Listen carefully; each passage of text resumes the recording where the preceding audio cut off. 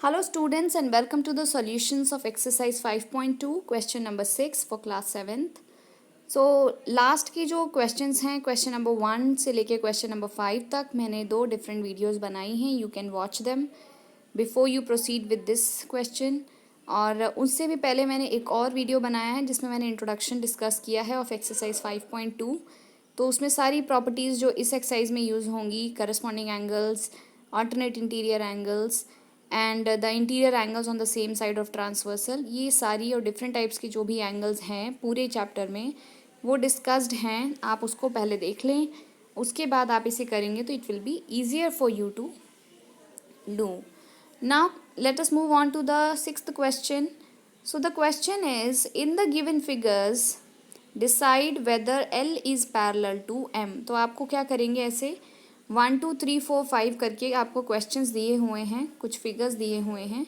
आपको बताना है उन फिगर्स को ऑब्जर्व करके कि उनमें जो गिवन लाइंस हैं एल और एम लाइंस, क्या वो पैरेलल हैं या नहीं हैं. सो जैसे कि आपको यहाँ एल लाइन ये दी है और एम लाइन यहाँ पे ये दी रखी है और आपको यहाँ दो एंगल्स दिए हैं 126 एंड 44 डिग्री. सो आपको जितने भी एंगल्स की जो 3 प्रॉपर्टीज़ हमने पढ़ी हैं, करस्पॉन्डिंग एंगल प्रॉपर्टी, ठीक है, उसके बाद हमने पढ़ी है interior alternate interior angle property, ठीक है, और एक हमने पढ़ी है थर्ड वाली, that is the interior angles on same side of the transversal. ये जो है तीनों properties on the same side of transversal are supplementary. तो ये जो तीनों प्रॉपर्टी हैं ये यहाँ पे लिखी हुई है. Sum of interior angles on the same side of the transversal is 180 degree. तो ये तीनों ही प्रॉपर्टीज़ हम यहाँ पर यूज़ करेंगे एंड उसके बाद हम क्या करेंगे कि आपके क्वेश्चंस जो हैं इसको we will try to solve. तो अगर ये तीनों प्रॉपर्टीज़ में से कोई एक भी प्रॉपर्टी यहाँ पे सेटिस्फाई हो जाती है, मतलब आप कौन सी प्रॉपर्टी चूज़ करोगे, पहले आप क्वेश्चन के जो डायग्राम है उसको ऑब्जर्व करोगे, देखोगे आपके कौन कौन से उसमें हैं एंगल्स गिवन हैं, वो इंटीरियर एंगल की कैटेगरी में आ रहे हैं जो सेम साइड पर हैं, या वो अल्टरनेट इंटीरियर एंगल की कैटेगरी में आ रहे हैं, या करस्पॉन्डिंग एंगल की कैटेगरी में आ रहे हैं. तो आपको पहले तो डायग्राम को देखकर ऑब्जर्व करना है और बताना है वो कौन से वाला है, और फिर अकॉर्डिंगली आप अप्लाई करोगे ये प्रॉपर्टीज़. अगर करस्पॉन्डिंग एंगल्स है तो आप चेक करोगे कि दोनों एंगल्स इक्वल हैं या नहीं. अगर इक्वल हुए तो पैरेलल, अगर इक्वल नहीं हुए तो नॉन पैरेलल. अगर ऑल्टरनेट इंटीरियर एंगल्स आपको दिए हुए हैं तो उसमें भी आप यही चेक करोगे कि दोनों एंगल्स इक्वल हैं या नहीं. अगर इक्वल हैं तो वो लाइन्स आर पैरेलल, अगर इक्वल नहीं है तो लाइन्स आर नॉट पैरेलल. उसी तरीके से अगर आपको interior angles on the same side of the transversal दे देते हैं, इन दैट केस आप दोनों एंगल्स को प्लस करोगे और देखोगे सम अगर 180 आएगा तो आप बोलोगे yes the lines are parallel, और अगर आता है सम मोर देन 180 या लेस देन 180 तो you will say that no the lines are not parallel. okay, so let us start. तो हम अपना जो फिगर देख सकते हैं इसके अंदर आपको बेटा दिख रहा है कि 126 डिग्री एंड 44 डिग्री जो दोनों गिवन एंगल्स हैं ये इंटीरियर एंगल्स हैं. इंटीरियर एंगल्स यानी जो आपकी दोनों लाइंस के बीच में रहते हैं, ठीक है. यहाँ पे एक्सटीरियर एंगल ये बाहर वाले हैं और इंटीरियर एंगल्स आपकी जो गिवन एंगल्स हैं ये इंटीरियर एंगल्स हैं. तो आपके गिवन एंगल्स इंटीरियर हैं. उसके बाद देखो कि ट्रांसवर्सल है यहाँ एन, ठीक है, और ये दो के दोनों angles on the right side of the transversal हैं, ठीक है, दोनों राइट में हैं, मतलब कि दोनों सेम साइड पे हैं. तो ये कौन से टाइप के एंगल्स हो गए, ये हैं interior angles on the same side of the transversal. अब प्रॉपर्टी क्या है कि the sum of interior angles on the same side of the transversal is 180 degree, ठीक है, if the lines l and m are parallel. ठीक है, अगर L और एम पैरेलल होते हैं तो interior angles on the same side should be 180 degree. तो अब हम चेक कर लेते हैं ये है 180 या नहीं है. तो हमारे पास दोनों एंगल्स हैं, हमने दोनों को प्लस किया, 126 प्लस 44, आंसर आया बेटा हमारा 170 डिग्री.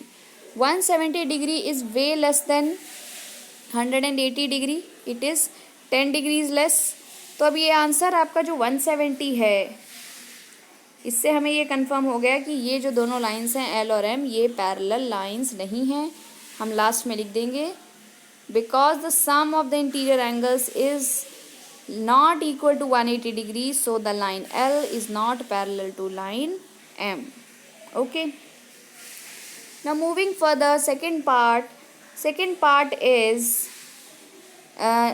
इसमें आपको L और M दो लाइंस दी हुई हैं. अगेन एक N नाम का ट्रांसवर्सल दिया हुआ है. ठीक है, you have N transversal, L and M are the lines. Again you have to find out कि L पैरेलल है M के या फिर नहीं है. तो आप कैसे करोगे? सिंपल है. पहले आप कोई भी एंगल्स जो रिलेटेड होते हैं, करस्पॉन्डिंग ऑल्टरनेट इंटीरियर एंगल या फिर interior angles on the same side of transversal में से किसी भी एक पेयर को आप ढूंढोगे. तो देखो यहाँ हमें इस डायग्राम में कोई भी ऐसा पेयर नज़र नहीं आ रहा है. There is no such pairing, कोई भी नहीं है तीनों में से. तो अब हम देखते हैं कि जो हमारे पास गिवन एंगल्स हैं उससे क्या हम कोई ऐसा दूसरा एंगल फाइंड आउट कर सकते हैं जो इनमें से कोई टाइप का एंगल बना दे. तो देखो यहाँ पर अब आप ऑब्जर्व करो कि यहाँ पे ये 75 डिग्री का एंगल गिवन है आपको, नीचे वाला 75. ओके, उसके वर्टिकली अपोजिट जो ये वाला एंगल है, ठीक है, this angle is forming interior angle on the same side of transversal with the 75 degree जो यहाँ ऊपर दिया गया है. ठीक है, तो आप देख सकते हो कि अगर आप ये वर्टिकली अपोजिट एंगल है जो कि 75 के, अगर आप इसको फाइंड आउट कर लो तो आप इस एंगल जो 75 आपको ये गिवन है इसके साथ इसकी प्रॉपर्टी चेक कर सकते हो interior angles on the same side of transversal और फाइंड आउट कर सकते हो कि L पैरेलल है M के या नहीं है. तो सबसे पहले स्टेप में हम इसीलिए अपना ये वाला एंगल फाइंड आउट करेंगे. तो अब देखो यहाँ पर ये जो दो लाइंस हैं L और N, ठीक है, मैं इसको दोबारा से ड्रॉ करती हूँ. तो L लाइन ये है आपकी और उसमें N लाइन ये इस तरह से ऐसे आ रही है. यहाँ 75 डिग्री का एंगल बना है तो ये वाला एंगल भी ऑटोमेटिकली क्या हो जाएगा 75 degree. And the reason is vertically opposite angles. ठीक है, तो वर्टिकली अपोजिट एंगल प्रॉपर्टी से ये 75 डिग्री हो गया जब, तो यहाँ आप लिख दो ये 75. ठीक है, तो this is how you right 75 degree. अब बाकी का जो पार्ट है वो मैं इरेज कर देती हूँ और जो हमारे काम का है उसको मैं आपके सामने रखती हूँ. सो अब आप देखो जो दो एंगल्स आपको अब पता चल गए. ठीक है, एक 75 दूसरा 75. अगर आप देखो ध्यान से तो आपको पता चल रहा है कि ये दोनों एंगल्स जो मैं ग्रीन में शो करने वाली हूँ, दिस एंगल जो ग्रीन एरो से मैंने रिप्रेजेंट किए हैं, दोनों के दोनों एंगल्स ये कैसा पेयर बना रहे हैं? They are interior angles on the same side of transversal. ठीक है, L और M आपकी लाइंस हैं, ये दोनों एंगल्स लाइन के अंदर हैं. ठीक है, बिटवीन द लाइंस हैं, तो ये इंटीरियर हैं. और उसके बाद ट्रांसवर्सल N है और ये दोनों ट्रांसवर्सल के अपर साइड पे हैं, तो ये एक ही साइड पर हैं. यानी कि ये कैसे एंगल्स हैं? Interior angles on the same side of transversal. अब हमें पता है कि अगर interior angles on the same side of transversal 180 degree है तो L M पैरेलल होंगे, अगर नहीं है तो नहीं होंगे. तो हम दोनों को ऐड करेंगे, 75 और 75 ऐड किया तो आंसर आ गया 150. अब because the sum of interior angles on the same side of transversal is not equal to 180 degree, therefore line L is not parallel to line M. ठीक है, क्योंकि ये 75 को प्लस किया तो 150 आया जो 180 से कम है, इसीलिए L और M आपस में पैरेलल नहीं हैं. ठीक है, so moving on to the next part, the third part में देखिए आपको एंगल्स गिवन है. 57 डिग्री का एक एंगल ये ऊपर दिया हुआ है और एक नीचे आपको ये 123 डिग्री का दिया हुआ है. इनका कोई आपस में आपको रिलेशन दिख रहा है? ये ना तो बेटा करस्पॉन्डिंग एंगल्स हैं, ना ये ऑल्टरनेट इंटीरियर एंगल्स हैं. ठीक है, ना ही ये interior angles on same side of triangle of transversal हैं, ना ही ये interior angles on same side of transversal हैं. तो आप क्या करोगे? अब ये तीनों में से कोई भी एक प्रॉपर्टी आपकी मीट हो जाए उसके लिए एक नया एंगल फाइंड आउट करोगे यूजिंग द गिवन एंगल्स. तो अब यहाँ ध्यान से देखिए, मैं जो ग्रीन कलर का एंगल ड्रॉ कर रही हूँ, दिस ग्रीन एंगल जो 57 डिग्री के बगल में है, ये जो एंगल है और ये जो आपका एंगल 123 गिवन है, these two are forming corresponding pair. ठीक है, ये करस्पॉन्डिंग पेयर ऑफ एंगल्स बना रहे हैं. ठीक है, क्योंकि अगर आप देखो इसको तो ये इनकी आर्म्स से अगर आप देखो तो ये F बन सकता है. ठीक है, you can make a F with their arms. ठीक है, अब अगर ये करस्पॉन्डिंग एंगल्स किसी तरह अगर इक्वल आ जाते हैं तो हम L और M को पैरेलल बता देंगे और अगर ये नहीं आते हैं तो हम बोलेंगे ये पैरेलल नहीं है। तो ये करस्पॉन्डिंग एंगल्स तो हैं पर वैल्यू हमको नहीं पता है।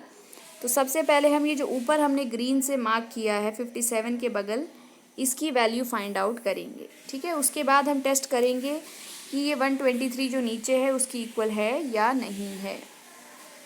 तो इसकी वैल्यू फाइंड आउट करने के लिए आप कंसिडर करो लाइन एल को, ओनली लाइन एल को कंसिडर करो। उसके ऊपर बेटा दो एंगल्स बन रहे हैं, एक ये 57 डिग्री का और एक ये दूसरा एंगल जो मैंने ग्रीन से आपको ग्रीन कलर का एंगल मार्क किया है। अब बेटा ये कैसा पेयर बना रहे हैं, they are forming a linear pair. एक स्ट्रेट लाइन के ऊपर दो एंगल्स हैं और ये दोनों एंगल्स लीनियर पेयर बना रहे हैं। तो ये एंगल की वैल्यू कितनी होगी, it will B 180 degree minus 57 degree. ठीक है, दोनों में से क्योंकि टोटल 180 है, 180 में से 57 तो ये वाला एंगल ही हो गया, तो जितना बचा यानी 180 माइनस 57 वो आपका दूसरा वाला एंगल हो गया। तो अब इसको कैलकुलेट करोगे तो आपके पास बेटा वैल्यू आ जाएगी 123 डिग्री।